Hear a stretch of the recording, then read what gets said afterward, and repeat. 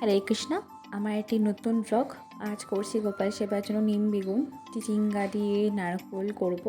এদিকে ডাল হচ্ছে প্রেশার কুকারে, এদিকে গোপালের জন্য হলো অন্ন, আর আমি করব একটা ধোকা মিক্স।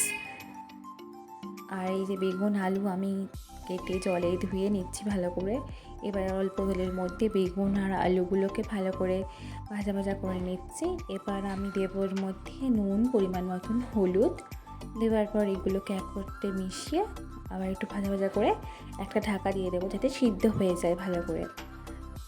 এরপর আমি ধোকার প্যাকেটের মধ্যে থেকে ধোকা দিয়ে বের করে গুঁড়োটা নুন, পরিমাণ মতন মিষ্টি, পরিমাণ মতন জল দিয়ে ভালো করে মিশিয়ে রাখবো মিশ্রণটিকে। একটু ভিজলে মিশ্রণটি একটু ঘনত্ব বাড়ে। তারপর কড়াইতে এদিকে বেগুন আর আলু সিদ্ধ হয়ে গেছে, তার মধ্যে আমি নিম পাতাগুলো দিয়ে দিলাম। এবার নিম পাতাগুলোকে আরেকটু ভাজা ভাজা করে এই যে রেডি নামিয়ে নিয়েছি।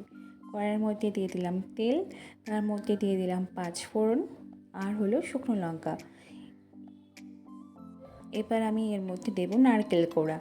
দিয়ে নারকেল কোড়াগুলো বেশি একটা ভাজা যাবে না, হালকা ভেজে এর মধ্যে দিয়ে দেবো আমি আগে থেকে কেটে রাখা ছোটো ছোটো করে চিচিঙ্গা। এগুলো দিয়ে ভালো করে হালকা সবগুলোকে মিশিয়ে নিয়ে হালকা আছে। তারপর আমি এর মধ্যে ইউজ করব পরিমাণ মতন হলুদ আর পরিমাণ মতন নুন দিয়ে এটাকে আবার একটু মজতে দেবো কিছুক্ষণ, ভালো করে মিশিয়ে নিই। এবার এটাকে মজতে দেবো দিয়ে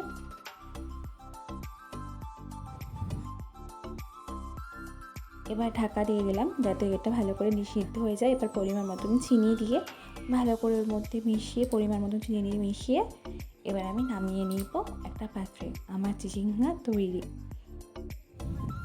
এবার একটি পাত্রে তেল দিয়ে অল্প একটু সেই ধোকা মিক্স করে রেখেছিলাম ওটাকে দিয়ে আমি তেলের মধ্যে নাড়বো, কারণ এটার মধ্যে যেটুকু জল আছে ওটাকে টানানোর জন্য ধোকাটাকে একটু হালকা নাড়াচাড়া করে নিতে হয় তেলের মধ্যে। তারপর এই যে ধোকাটা একটা বেশ সুন্দর শক্ত বাইন্ড হয়ে গেছে, আটা মাখার মতন হয়ে গেছে। এবার এটাকে একটি পাত্রে তেল মাখিয়ে তার মধ্যে ঢেলে এটাকে একটা শেপ দিতে হবে ধোকার। আমার শেপগুলো অতটা ভালো হয়নি, খুব একটা শেপ দিয়ে দিয়েছি। শেপ দেওয়ার পর এগুলোকে হালকা করে তেলের মধ্যে ভেজে নিলাম। ধোকাগুলো ভাজা হয়ে গেল। এবার আমি কড়াইয়ের মধ্যে গোটা গরম মশলা, তেজপাতা, জিরে আর আলু দিয়ে ভালো করে ভাজা ভাজা করছি। তার মধ্যে পরিমাণ মতো নুন, হলুদ দিয়ে ভালো করে ভাজা হওয়ার পর আমি এর মধ্যে আদা গ্রেট করে রেখেছিলাম আর টমেটো কুচি দিয়ে ভালো করে মিশিয়ে নিয়েছি। এবার এর মধ্যে কাশ্মীরি রেড চিলি পাউডার, জিরের গুঁড়ো, ধনের গুঁড়ো দিয়ে ভালো করে ভাজা ভাজা করে তার মধ্যে পরিমাণ মতন একটু জল দেবো যাতে মশলাটা ভালো করে কষা হয়।